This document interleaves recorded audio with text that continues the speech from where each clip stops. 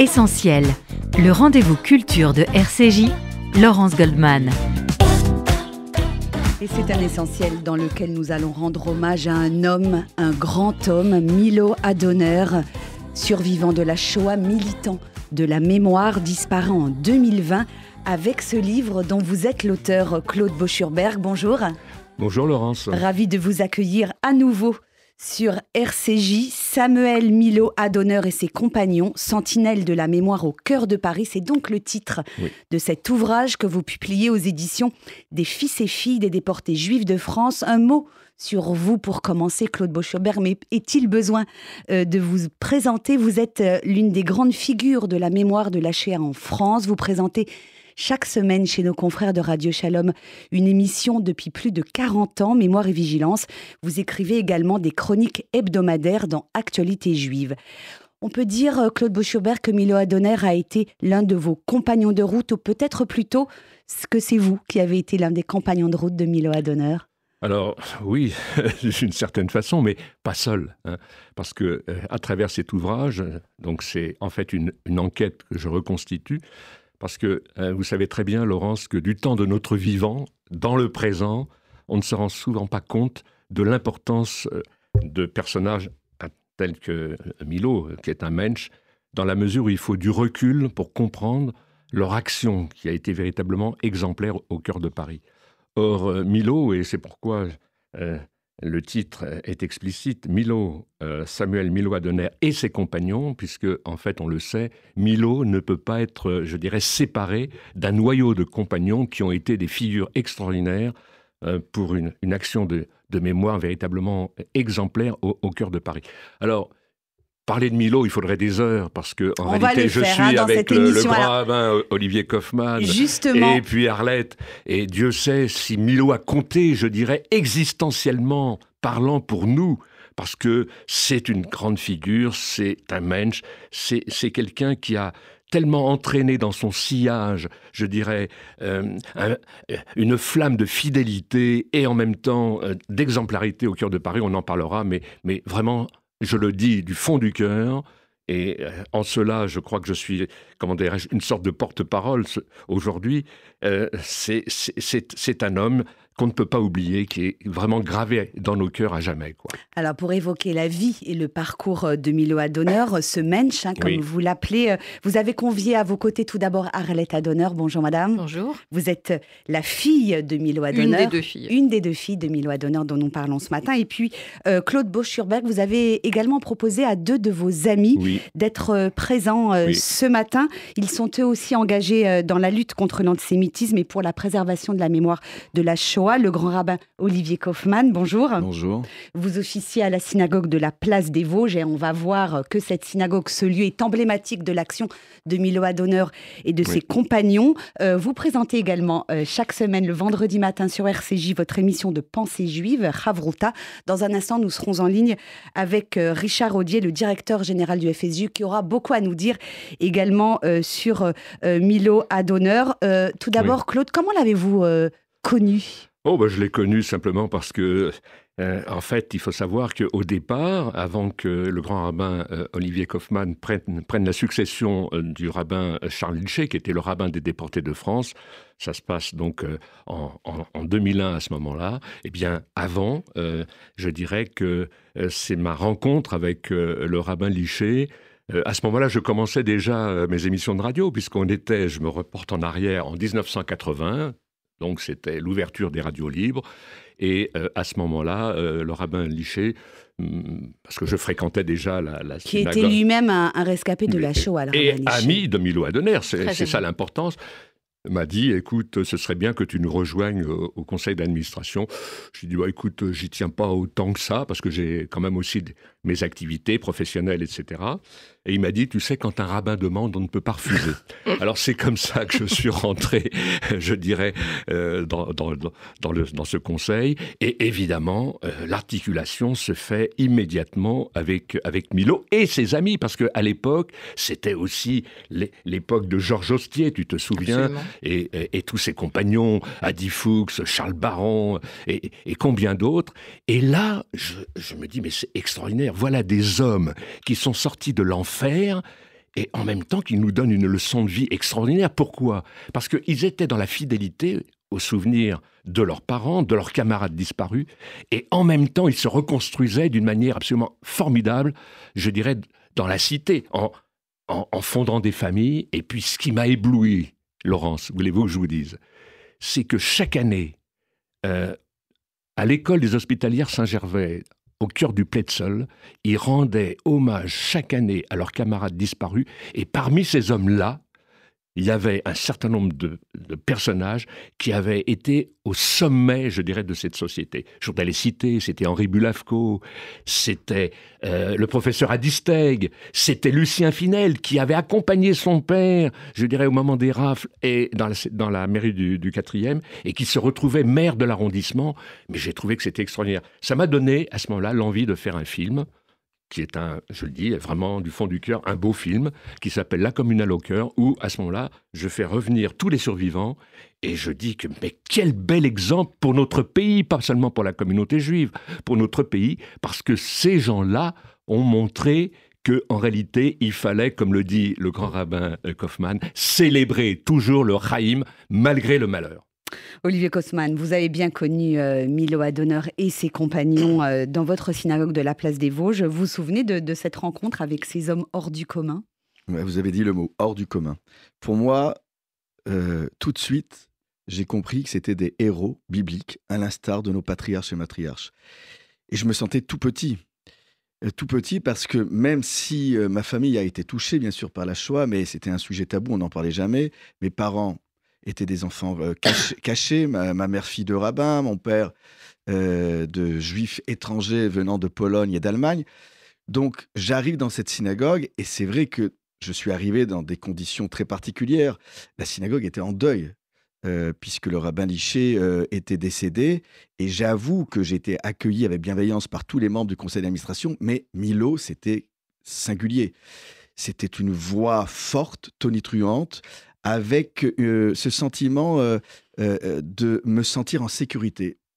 Je ne sais pas comment vous expliquer. Il y a des personnes qu'on rencontre dans nos vies qui, sans même ouvrir la bouche, déjà, le regard lumineux et surtout ce sentiment d'être protégé en sécurité. Et en fait, je me sentais impressionné, intimidé, mais Milo m'a tout de suite mise à l'aise, et j'avoue que sa manière aussi de chanter m'a profondément impressionné. Il chantait le Chadodi le vendredi soir avec quelque chose de particulier, et j'ai compris après pourquoi, parce que c'est là où Claude Boschurberg parle du recul. En fait, on ne comprend pas tout de suite les choses. Mais j'ai fait le lien parce qu'à chaque fois, je le faisais monter à la Torah, parce qu'il était Cohen. Donc, du coup, il montait en premier. Et à chaque fois, quand il mentionnait la mémoire de ses parents, frères et sœurs, et en particulier la mémoire de son père, parce qu'il disait fils d'eux, quand je le faisais monter, il disait toujours Hatzadik, le juste. Et il a fallu que je comprenne que, eh bien, en fait de compte, comme il disait toujours, il était né dans une famille froum, comme il disait, religieuse. Pratiquante. Voilà, pratiquante. Et son père, je crois, était Chazan. Exactement. Et rue Pavé. Voilà, vous avez fait le lien. Et c'est pour cela qu'il chantait avec... Je l'ai lu. Hein. Voilà, c'est pour ça qu'il chantait avec autant d'entrain et de force les Chadodi. Et je dois dire que du coup, cela donnait une dynamique à l'office. Les jeunes se sentaient portés, galvanisés. Je vais vous dire, même dans sa façon de présenter les informations communautaires. Vous savez, c'est comme les présentatrices de télé. Bon, on vous informe. Donc, c'est des informations. Mais lui, il y avait quelque chose de particulier. Les enfants attendaient le moment où il montait à la Torah, il montait à la Teva, à l'estrade, sur l'estrade, pour me précéder et annoncer toutes les informations communautaires. Sauf que lui, il s'arrêtait. Parce qu'il était un peu cabotin comme ça. Il s'arrêtait et il attendait que les enfants disent Mazal Tov. Et à chaque fois, il montait crescendo dans sa voix. C'était un animateur né. Et tout terrain. C'est-à-dire que moi, quand je l'invitais, parce qu'il faut le faire quand même, quand je l'invitais pour diriger le jury des Chanoukiyot, je ne sais pas si tout le monde est passionné de Chanoukiyot, souvent de fortune faite par les enfants. Et bien lui, je le vois avec les lunettes sur le bout du nez, avec son calepin, il prenait tout au sérieux. En fait, il avait une âme d'enfant. C'est-à-dire qu'il était partant pour tout. Et ça, je vais vous dire, pour un jeune rabbin qui arrive, et qui se sent déjà pas tellement à l'aise parce qu'il est entouré de grandes figures autour de lui, Voilà, c'était mon roc protecteur, c'était mon ange gardien. Et je pense tous les jours à lui parce que d'une certaine manière, il incarne aussi ce que disait tout à l'heure Claude. La fidélité, la constance, c'est ce qui nous manque tant. Vous savez, c'est un peu bizarre que je dise ça, parce qu'à un moment, un rabbin, un juif doit avoir au cœur de son ouvrage la fidélité. Mais aujourd'hui, la fidélité dans tous les domaines, c'est compliqué. Eh bien, Milo était constant jusqu'au bout de sa vie, jusqu'au son dernier souffle. Il y avait chez lui une force, et même quand il était affaibli, il venait quand même à l'office, en fin de matinée, et par délicatesse, au lieu de se mettre devant, il restait au fond, il me faisait un petit signe de la main, puis il repartait, comme s'il m'adressait et nous adressait une bénédiction de Cohen. Par exemple, je sais qu'il a béni les enfants de Jackie Fredge quand ils sont nés le jour de leur circoncision, le directeur du mémorial. Donc il y avait chez lui cette manière aussi de bénir qui n'était pas juste l'apanage d'un Cohen, d'un prêtre, mais qui était aussi l'apanage d'un homme héros qui avait tellement traversé d'épreuves que sa bénédiction était en soi une bénédiction d'éternité, parce qu'il incarnait, me semble-t-il, une mémoire qui n'est pas mortifère, une mémoire faite de chair et de sang. En fait, quand on était assis à côté de Milo, on se sentait non seulement en sécurité, mais on était porté. Et je peux vous dire que quand j'allais dans des cérémonies accompagnées de Claude et que Milo me dit n'aie pas peur, fais le Kaddish, parce que je vais vous dire, faire le Kaddish dans la rue devant une école, je peux vous dire que je ne dirais pas la couleur politique de certains élus, mais il fallait voir le regard. Ça, c'est pas d'aujourd'hui, hein. Il y a 10 ans, le regard, mais alors, j'avais l'impression qu'on prononçait quelque chose, alors que vous savez que dans le Kaddish, il n'y a pas le nom de Dieu et c'est pas une prière en plus. Mais bon, bref, il faut être subtil pour comprendre ça. Eh bien, Milo me dit, vas-y, continue. Et quand il sentait que moi, ma voix faiblissait, il criait encore plus fort le Kaddish. Donc voilà, il avait peur de rien et c'était ça sa force. Il tenait tête, debout, vaillant. Arlette Adonner. Alors, c'est très difficile pour moi parce que... Lui, c'était votre papa, voilà, Milo Adonner, mais c'est très avant difficile tout. parce que, si vous voulez, après son décès, effectivement, il y a même des choses que je découvre dont je n'étais pas au courant, ni ma sœur Laura. Si vous voulez, pour nous, par exemple, la synagogue de la Place des Vosges, c'était pas simplement une synagogue, c'était un lieu amical. C'est-à-dire qu'une fois par an, les anciens déportés d'Auschwitz-Birkenau faisaient une réunion annuelle. Et cette réunion annuelle, d'ailleurs, notre grand rabbin Kaufmann l'avait découverte aussi. Cette réunion annuelle, c'était une réunion de fraternité. C'était pas, ils pouvaient être de bords politiques différents. Il y avait des croyants, des non-croyants, etc. Il y avait, moi, ce qui me frappait, ma sœur aussi, c'était cette fraternité qui existait entre eux quand ils se retrouvaient. Et je vous dis franchement que les enfants, c'est-à-dire la première génération dont je fais partie, même si je ne vois pas un certain nombre, on ne se voit pas quotidiennement, mais il y a entre nous encore cette fraternité, parce que s'il y a quoi que ce soit, on peut s'appeler et on peut compter les uns sur les autres. Et c'est quelque chose d'assez singulier, ce qui se passait dans cette synagogue, parce que ce lieu, c'était pas simplement une synagogue, mais c'était aussi un lieu de rencontre d'anciens déportés.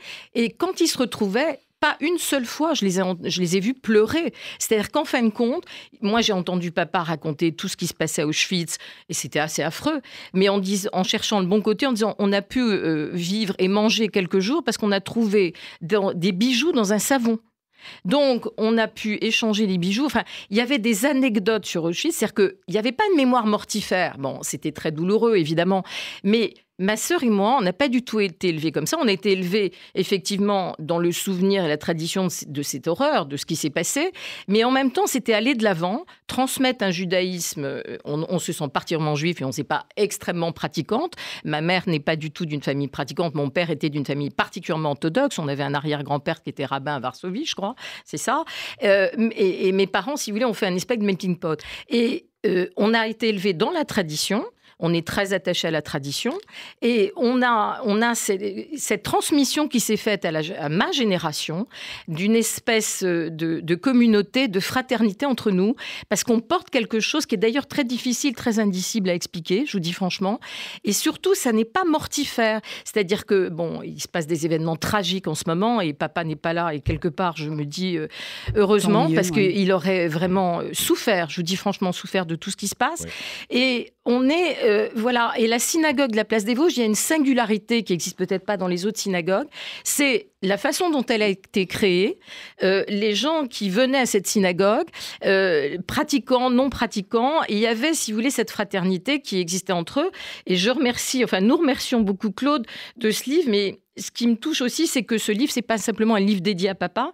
Je pense que ce qui est important de savoir, c'est que c'est un livre qui parle des compagnons. C'est-à-dire qu'il y avait, entre eux, c'était un bloc, si vous voulez. Et encore une fois, quel que soit leur bord politique, moi, je me souviens que si l'un d'entre eux avait des difficultés, que ce soit des difficultés financières, des difficultés familiales, eh bien, il pouvait compter sur les autres. Même si c'était pas vu pendant des mois.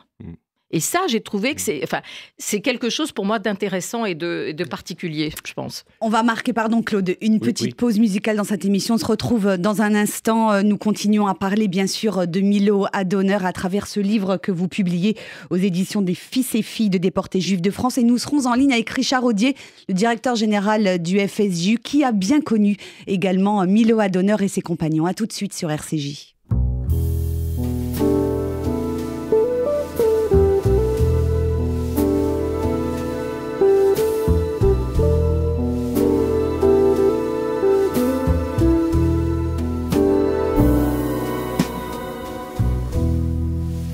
Now you say you're lonely.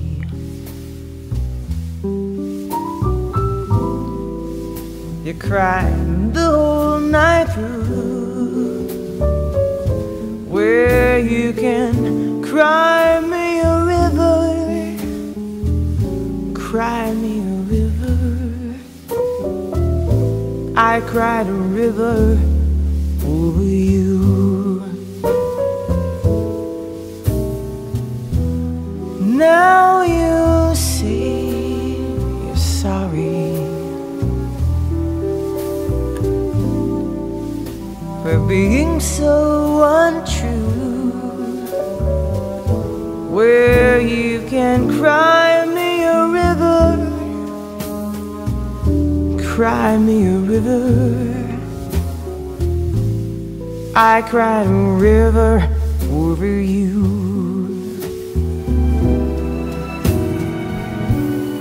Drove me, nearly drove me out of my head,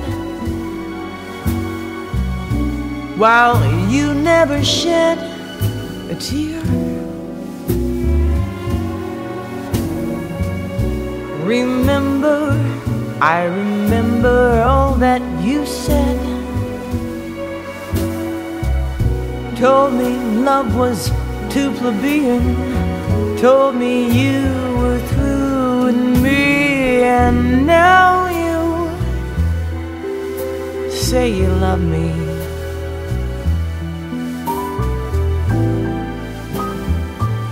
Well, just to prove you do, come on and cry me a river, cry me a river.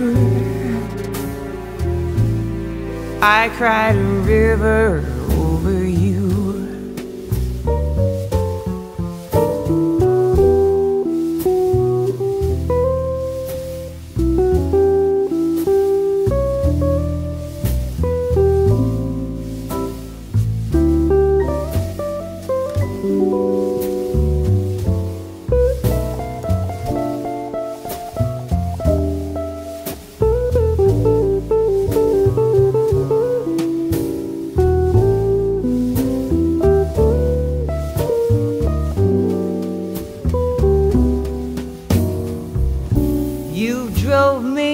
Nearly drove me out of my head, while you never shed a tear. Remember, I remember all that you said. Told me love was too plebeian, told me you were through with me, and now you say you love me. Well, just to prove you do, you can cry me a river, cry me a river. I cried a river over you. I cried a river over you. I cried a river over you. Retour dans Essentiel sur RCJ. Nous évoquons ce matin la figure de Milo Adonner, survivant de la Shoah, militant de la mémoire à travers le livre que vous publiez, Claude Boschurberg, aux éditions des Fils et filles des déportés juifs de France. Samuel Milo Adonner et ses compagnons, sentinelles de la mémoire au cœur de Paris. Arlette Adonner, la fille de Milo, est à vos côtés, ainsi que le grand rabbin Olivier Kaufmann. Et puis c'est Richard Audier que nous accueillons par téléphone. Bonjour. Oui, bonjour Laurence, bonjour à tout le monde. Vous êtes le directeur général du FSJU. Vous avez bien connu également Milo Adonner. Vous pouvez nous rappeler dans quelles circonstances vous l'avez rencontré? Alors, les circonstances, j'étais trop jeune, donc je n'ai pas les circonstances exactes, mais le souvenir le plus fort que j'ai de Milo, c'est ce que je mets dans le livre qu'a mis en œuvre, j'allais dire, Claude Boschurberg, avec une foi, un dynamisme incroyable. C'est le jour de ma bar mitzvah. Donc, je suis un peu âgé, donc ça remonte. Pas tant que ça, pas tant que ça. Pas tant que ça. Et en fait, je fais un bar mitzvah à la place des Vosges. Olivier Kaufmann, le rabbin, n'était pas là, c'était Charles Guichet. Et quand je finis la synagogue, on est en bas avec la famille et Milo vient me voir. Il me tutoie comme il tutoie tout le monde à l'époque. Et il me dit, il me prend dans les bras comme un fils et il me dit, tu vois, t'es notre victoire. Et moi, j'ai 13 ans, j'ai du mal à comprendre. Et Arlette, sa fille, elle voit bien le personnage, cette chaleur qu'avait Milo. Il me dit, c'est pour toi qu'on est là. T'as réussi en fait à faire ce qu'on a rêvé depuis notre traversée de cette horreur de la Shoah.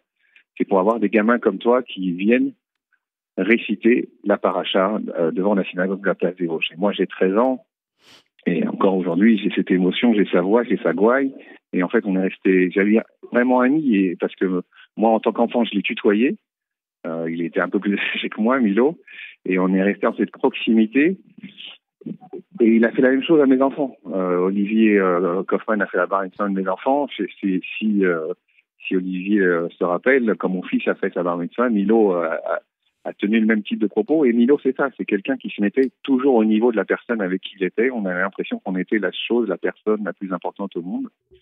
Et Suzy, sa femme, elle le regardait tout le temps avec amour parce qu'il était capable de donner à chaque instant. Donc, je le connais depuis longtemps. Vous diriez que des hommes comme Milo Adonner font partie de ceux qui marquent une vie lorsqu'on a eu la chance de les connaître et de les croiser? Est-ce que vous diriez que ce sont... Olivier Kaufmann et moi, on a le même âge, et on a toujours dit que Milo, c'était notre Magen David, c'était notre bouclier de David. C'est-à-dire que c'était un protecteur permanent. Alors j'imagine que c'était plus dur pour sa fille, enfin pour ses filles, peut-être pour sa femme, parce qu'il était tellement généreux avec les autres, mais pour nous, il nous a construit. Et si aujourd'hui, j'ai pris l'engagement de diriger le Fonds social, de m'engager dans la vie juive, c'est parce que ces hommes-là, ils nous ont marqués, en fait, ils nous ont transformés et ils nous ont donné à la fois l'obligation de se rappeler ce qui s'est passé, mais d'en faire un élément de vie, un élément de combat, un élément de militantisme. Et oui, je sais qu'Olivier et moi, tous les jours, on pense à lui, tous les jours. Je vais vous poser une dernière question, Richard Audier, puis après on va vous laisser retourner à vos nombreuses occupations. Cette histoire de Milo Adonner, elle vous parle à plusieurs titres, à titre personnel, on l'a bien compris, mais aussi en votre qualité d'homme engagé et militant, notamment au Centre Simon Wiesenthal et puis aujourd'hui au FSJU. Nous commémorons cette année le 80e anniversaire de l'année 44 qui fut celle de la libération de la France. À cette libération, nombreux sont ceux dans la communauté juive qui ne sont pas rentrés. Quelle résonance aujourd'hui, Richard Audier, à ce parcours de Milo Adonner et de sa famille pour le militant que vous êtes? Vous avez rappelé mon rôle avec Simon Wiesenthal, qui était un ami de Milo, à travers Robert Clary aussi, qui était un acteur de cinéma qui a joué dans des séries américaines à Hollywood, qui était avec lui à Auschwitz et qui lui a appris en fait à trouver des moments de vie et de joie dans ce camp de la mort. Et je crois que c'est ce témoignage qu'il faut qu'on garde pour avoir à la fois une fidélité à son dynamisme, une volonté de transmettre, et puis aussi parce que Milo, on l'a beaucoup vu dans les cérémonies officielles, etc. Mais les cérémonies officielles où il y avait la télé, où il y avait la radio, alors il aimait ça parce qu'il avait ce côté charmeur. Mais Milo, il était un passeur de mémoire avec les enfants. Et les plus beaux moments qu'on a, c'est à la place des Vosges, lorsqu'il faisait cette journée du 27 janvier, cette commémoration du 27 janvier, qui est le jour de l'ouverture du camp d'Auschwitz. Milo, il s'occupait de chaque enfant. Il regardait ce qui se passait, il leur expliquait, il leur parlait. Et en fait, c'est une notion de vie pour des gens comme nous, pour Claude Boschurberg, c'est ce qu'il fait. Il fait la même chose, Claude, avec son émission sur Radio Shalom. C'est des passeurs, c'est des gens qui s'occupent, des gens qui sont en face d'eux. Ils se mettent à leur position, ils les regardent dans les yeux, ils leur parlent. Et donc pour nous, je dis toujours au grand rabbin Olivier Kaufmann que si tous les rabbins étaient et comme Olivier Kaufmann et comme Milo, qui était un rabbin, c'est-à-dire un docteur de la loi, le monde serait meilleur, parce qu'ils se mettent à la portée des gens qui sont en face d'eux. Merci infiniment, Richard Audier, d'avoir été avec nous dans cette émission. Vous êtes le directeur général du FSJU. Claude Boschurberg, pour reprendre ce qu'a dit Richard Audier, ce passeur de mémoire, vous dites dans votre livre que Milo était un conteur, qu'il ne se privait pas de parler de ces années tragiques de la Shoah. Dès qu'il se sentait en empathie avec son interlocuteur, il savait trouver les mots justes. Oui, Milo, je dirais un langage très particulier. D'abord, il faut rappeler que lui-même était issu d'une famille originaire du Pletzel. Donc, en fait, on peut considérer que c'est une sorte de titi parisien, mais à la mode un peu yiddish. C'est ça le charme de Milo. Je voudrais revenir un petit peu sur les paroles de Richard Audier. Je crois qu'il a bien dit les choses avec, on le sent, beaucoup d'émotion, parce que effectivement, cet homme nous marque, indiscutablement. Pour le lien de mémoire, à travers la question que vous avez posée, Laurence, je voudrais revenir quand même d'un mot sur le 27 janvier 1945, célébré chaque année, dans le cas de la synagogue. Pardon, je vais vous couper. Oui. Il faut rappeler, Claude Boschurberg, à nos auditeurs, et c'est très important, que ce sont des hommes comme Milo Adonner et ses compagnons dont vous parlez, qui ont institué dans la mémoire nationale cette histoire de la Shoah. Oui. C'est ça qu'il faut rappeler, je crois. Mais bien sûr. C'est fondamental à Paris et puis plus largement. Bien sûr. Ce sont, on peut dire, des porte-drapeaux au sens symbolique d'avoir œuvré pour que cette mémoire puisse perdurer dans le cadre de ce pays. Mais simplement, donc cette journée du 27 janvier. Alors je reviens d'un mot, parce que ce qui est important, c'est qu'en réalité, il y a une mémoire concrète. On n'est pas dans de la théorie. Pourquoi ? Parce que Milo nous a quittés maintenant, ça va faire 4 ans, 2020. Eh bien, avec le grand rabbin Kaufmann, avec Patrick Schlewicki, nous avons décidé que, en réalité, le témoignage de Milo devait rester en l'état. Et chaque année, depuis son départ, il faut dire que sa voix est portée par un jeune. Et c'est une transmission symbolique extraordinaire. On entend, je dirais, le phrasé, la phrase, le témoignage de Milo. Et en réalité, ça passe de cœur à cœur, C'est ça qui me semble important. Rappelez également que nous sommes le 5.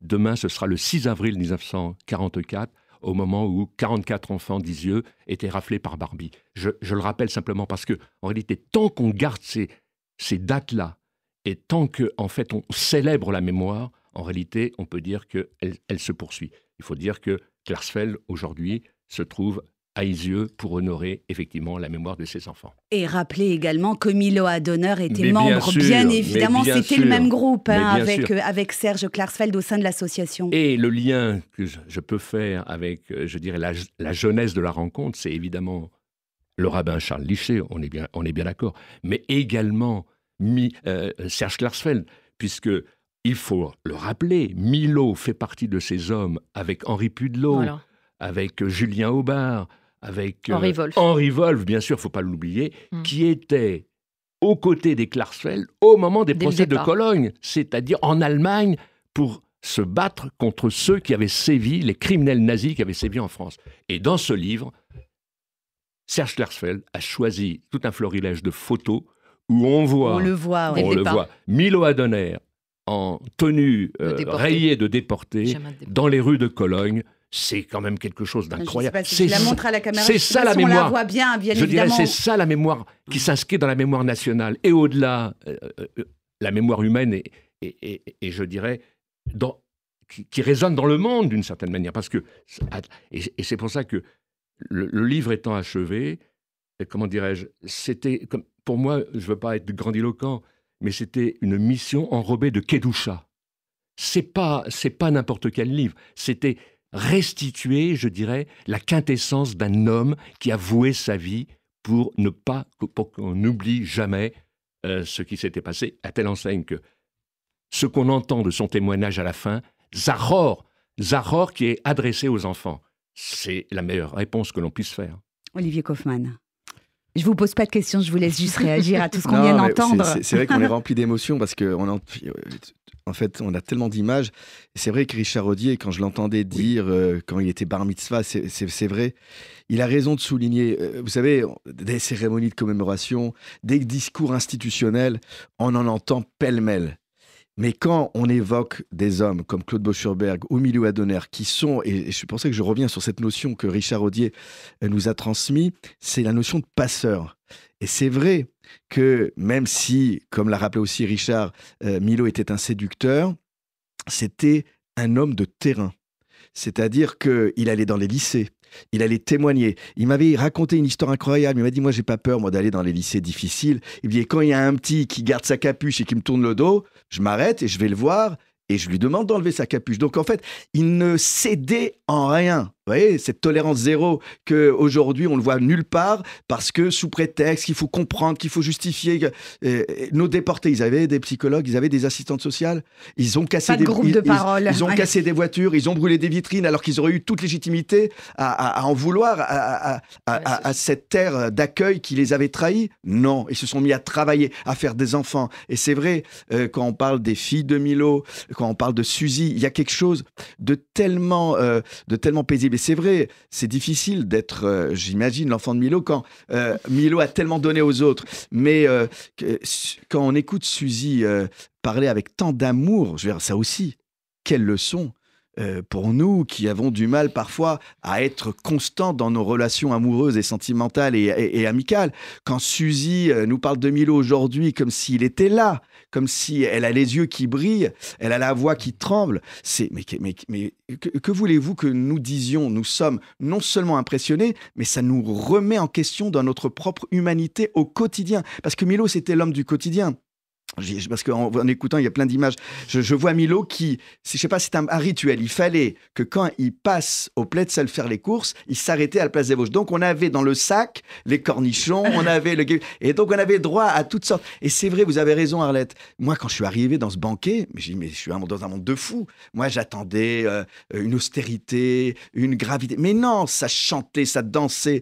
Et puis Milo était un bon vivant, il aimait manger, il aimait chanter, vivre. Voilà, il aimait vivre. Alors, donc, du coup, nous, c'est vrai que ça nous responsabilise. Et c'est vrai, dans nos combats, quand on a on est au creux de la vague, on a un vague à l'âme, bon, quand on pense à Milo, ça nous requinque. Je vais vous dire, mon premier voyage à Auschwitz, j'avais jamais mis les pieds à Auschwitz, c'était donc avec la place des Vosges. J'étais angoissé, et je sais pas comment Milo a dû sentir, je sais pas comment, parce que vous savez, les Ashkénazes, on est plutôt introvertis, donc on transmet pas, on n'explique pas, on les verbalise pas, nos angoisses. Je le vois encore Milo, la veille, on partait dimanche matin, lui qui venait le vendredi soir, parfois le samedi matin, mais jamais le samedi après-midi. Et je vois Milo arriver samedi après-midi, pendant le 3e repas shabbatique communautaire, Soudal Chichit, avec des chaussures. Méphisto. Je lui dis, il me dit, écoute, j'ai réfléchi, tu vas avoir très très froid. Je crois que tu n'as pas compris, parce qu'il va y avoir de la neige. Ça, ces chaussures-là, elles sont résistantes. Tu vas voir, elles te protégeront du froid et de la neige. Mais oui, c'est ces petits trucs comme ça, ces petits signes, ces petits clins d'œil, ces signes d'amour et de bienveillance. Ce plein d'amour d'hommes et de femmes qui ont été confrontés à la haine de l'humain. Je me dis, mais c'est comment et puis même de faire des enfants, je veux dire, c'est ce désir de vie, alors qu'on leur a tout enlevé, dépossédé de leur substance. Voilà, Milo, il croquait la vie à pleines dents. Je vous donne un autre exemple. Il préparait ce voyage annuel en Israël avec sa bande, parce que c'est de la bande à Milo. Et là encore, il venait constituer son programme. Et regardez, c'est toujours ça la force du peuple juif. Il y avait le passage à Yad Vashem, à Roglit, mais on terminait par Eilat avec les dauphins. Et donc Milo nous concoctait un voyage, et je n'oublierai jamais ce voyage qu'on a partagé ensemble, puisqu'on a fait un voyage de la communauté de la Place des Vosges pour retrouver en une journée Milo et ses amis à Yad Vashem, et on a planté ensemble 1000 arbres, 1000 arbres du Kakel sur la route qui descend de Jérusalem vers la mer Morte à Malé Adomim, et je vois encore Milo avec sa casquette, ses lunettes de soleil. Il était tout terrain, Milo. Il était et un amoureux, ça aussi il faut le dire, un amoureux de la terre d'Israël, un amoureux du peuple juif. Et c'est cet amour-là qui diffusait. Alors bien sûr, j'imagine les enfants, tous les enfants parlent de Milo. Je pense aussi à ces jeunes filles qui sont aujourd'hui avocates et qui avaient fait pour le prix Kaminsky un travail sur la personnalité et l'histoire de Milo Adonner. Donc il a marqué des générations entières. C'est un passeur, c'est là aussi, il y avait une pédagogie chez lui, à tel point, sauf erreur de ma part, dans l'exposition permanente du mémorial, les films qui sont diffusés, il y en a un où on voit Milo parler, parce que Milo avait ce verbe. On va en parler. On va marquer tout de suite une seconde pause musicale dans cette émission. On se retrouve tout de suite après sur RCJ.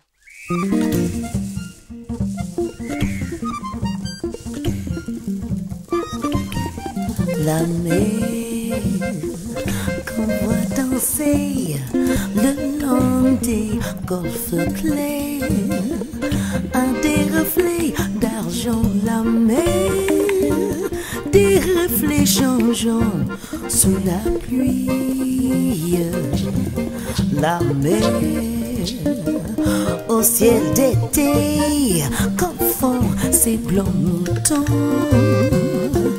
avec les anges si purs. La mer, bergère d'azur infinie. Voyez, près des étangs, ces grands roseaux mouillés. Voyez, ces oiseaux blancs et ces maisons rouillées. La mer les a bercés le long des golfes clairs, et d'une chanson d'amour la mer a percé mon cœur pour la vie.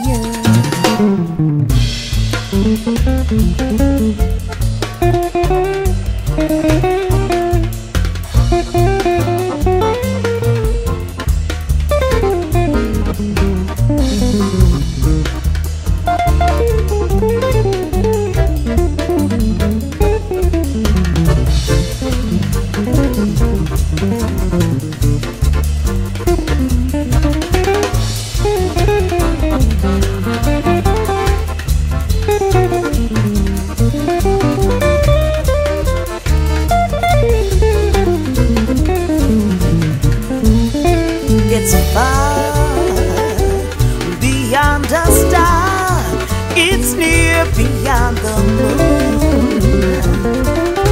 I know beyond a doubt my heart will lead me there soon. We meet beyond the shore, we'll kiss just as before. Happy we'll be beyond the sea, and never again I'll go sailing. La mer qu'on voit danser le long des golfes clairs a des reflets d'argent. La mer, des reflets changeants sur la pluie. La mer,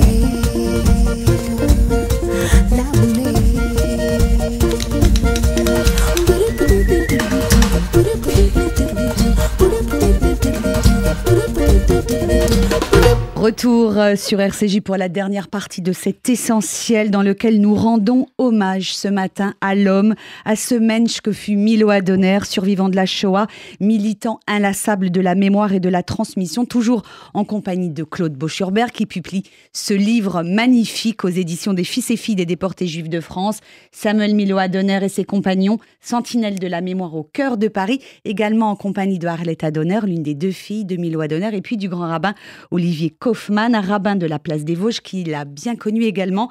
Je voudrais, avant de vous donner la parole, Arlette Adöner, lire un petit extrait du livre de Claude qui décrit bien la personnalité de Milo Adöner. Il faudrait consacrer un livre entier à Milo Adöner dont la lutte contre l'oubli fut proprement vertigineuse. Ce mensch à l'éternelle jeunesse, au verbe franc, un brin autoritaire et chaleureux, était sur tous les fronts, connu de tous, du plus anonyme au plus notoire. Chacun aimait et admirait Milo. Arlette Adöner, j'ai envie de vous demander comment on grandit à l'ombre de ce père à la personnalité si extraordinaire. Écoutez, en fait, c'est depuis le décès de papa, on sent, ma sœur et moi, qu'il y a une transmission à continuer à faire, parce que c'est extrêmement important. Parce qu'on se reposait beaucoup sur papa, parce qu'il avait un tel charisme et il était tellement actif, si vous voulez, que nous, on était dans l'ombre et on l'admirait de ce côté-là. Alors, on vous a le créé... suiviez absolument. Dans toutes ces pérégrinations. Voilà, exactement. Donc, on a créé, sur l'initiative de Claude Boschurberg, et vraiment, je le remercie, on a créé une association qui, justement, est faite pour transmettre la mémoire et pour continuer le travail des survivants qui, malheureusement, les uns derrière les autres, décèdent et disparaissent.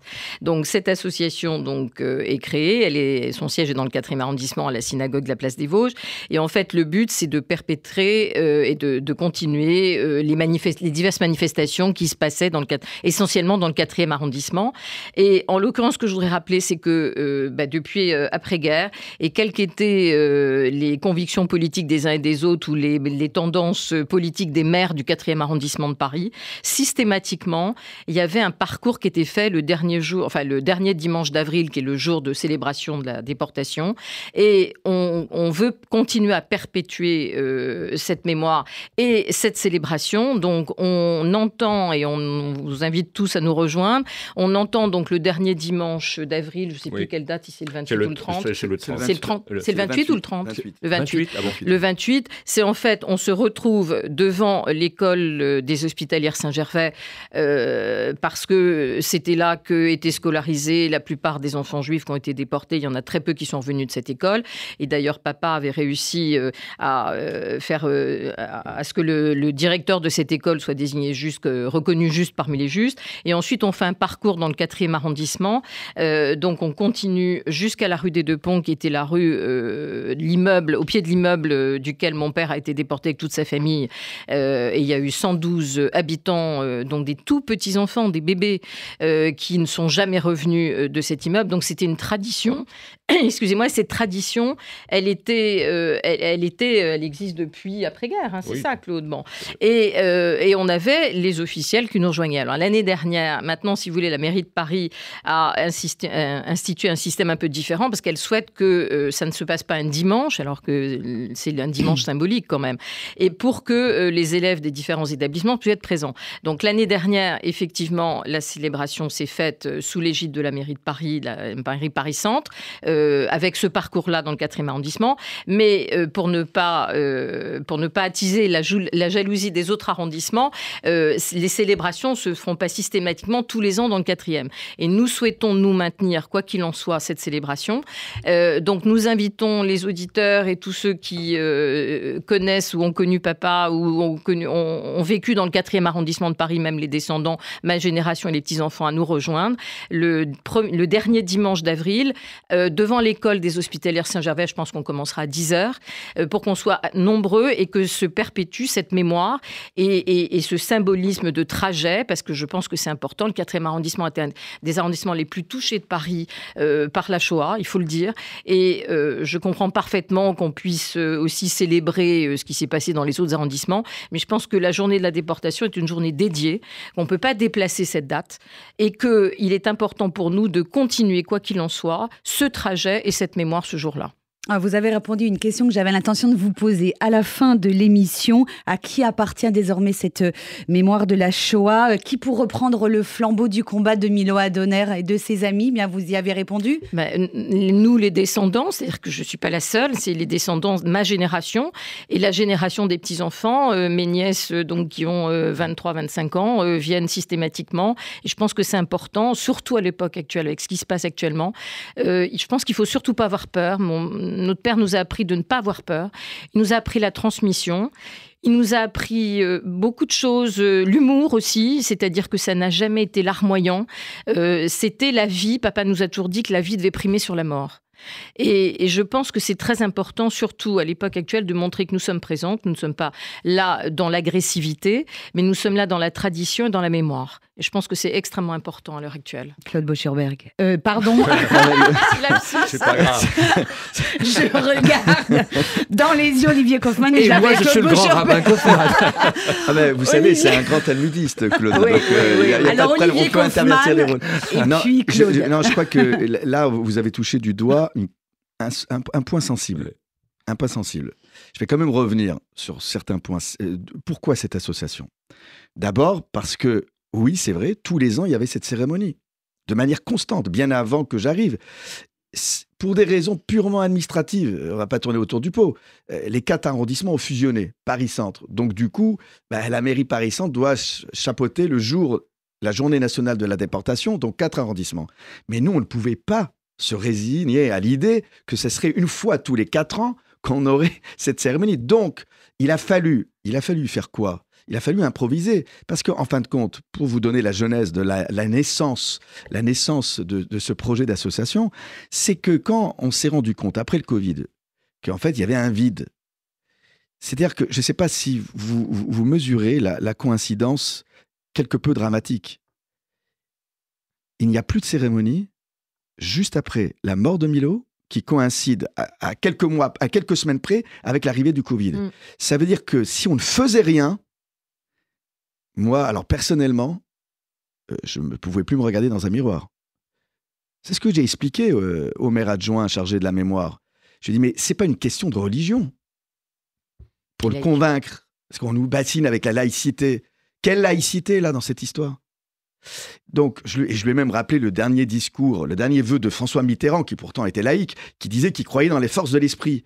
Donc là, il nous regarde, Milo, mais moi, je ne peux pas me regarder. Je ne peux pas me regarder dans un miroir, je ne peux pas regarder ni Arlette, ni Suzy, et tous les déportés. Donc ça veut dire quoi? C'est-à-dire que, Claude, on a improvisé une petite cérémonie sauvage. Je me souviens, on était quelques-uns. Une poignée. Et Claude a annoncé, comme ça, alors qu'on n'était pas préparé psychologiquement, la naissance d'une association. Et je le remercie, je vais vous dire pourquoi. Parce que moi, j'ai du mal des fois à être rabbin. J'ai du mal à porter ma kippa, même dans des cérémonies pareilles. Et vous avez raison, Arlette, de dire que Milo, il rassemblait des gens de tous bords, croyants, pas croyants, religieux, pas religieux. On s'en moque. Et depuis le 7 octobre, on s'en moque encore plus. Moi, des fois, je vais vous dire, j'ai envie d'enlever ma kippa pour qu'on arrête de me regarder avec le prisme rabbinique. C'est quoi ces étiquettes? Il y en a marre d'être à chaque fois catalogué en fonction de telle ou telle étiquette. Et donc, l'association que Claude, je vais vous dire, ça me soulage. Parce que si on avait dit la synagogue organise, on aurait eu encore même dans ce domaine de la mémoire, avec ces imbéciles de laïcs intégristes. Pardonnez-moi l'expression. Parce qu'il y a des intégristes de tous bords. Et pas juste dans les religions. Et donc, ça veut dire que Claude, quand il a dit on va créer cette association des amis de Milo Addoner, ayant pour siège à la synagogue, je me suis dit c'est un clin d'œil parce que je vois encore Milo qui avait mis une plaque sur une porte de la synagogue, une porte d'un bureau de la synagogue parce que la synagogue était le siège de l'amicale de Blechamer. Et donc on recevait du courrier, on en reçoit encore au nom de Milo Addoner, président de l'amicale de Blechamer avant que ça fusionne avec l'Union des déportés d'Auschwitz. Donc c'est pour ça que je bénis Claude qui a eu cette idée lumineuse. Parfois, vous voyez, il ne faut pas préparer. Ça arrive comme ça. Il y a des moments miraculeux qui viennent pas d'en haut, qui viennent d'en bas. Et donc, c'est ces petites choses-là qui, là, nous disent, attends, là, il faut y aller, il faut suivre. Et là, on n'a pas le droit ni de s'endormir, ni de se poser des questions, kippa, pas kippa, religion, pas religion. Là, on se bat pour l'honneur et la dignité du peuple juif, mais qui concerne l'honneur et la dignité de l'humanité tout entière. Alors, on arrive au terme de cette émission. Il nous reste 3 minutes. Claude Boschurberg, c'est vous qui allez conclure. Il n'y a plus rien à dire. On est vraiment sous le charme et en même temps, dans l'époque que nous vivons, ça fait tellement du bien d'entendre ces paroles. J'ai une suggestion à vous faire, Laurence. C'est de dédier cette émission, encore une fois, à Suzy Adonner, la femme de Milo, parce que je pense qu'elle écoutera cette émission. Et encore une fois, elle était avec nous, parmi nous. Et c'est vrai, comme l'a dit le grand rabbin Olivier Kaufmann, c'est qu'en même temps, c'est une merveilleuse histoire d'amour qui malheureusement s'est coupée. Et de tout cœur, on est avec Suzy pour la soutenir, comme tu le sais, ma chère Arlette. Merci. Voilà.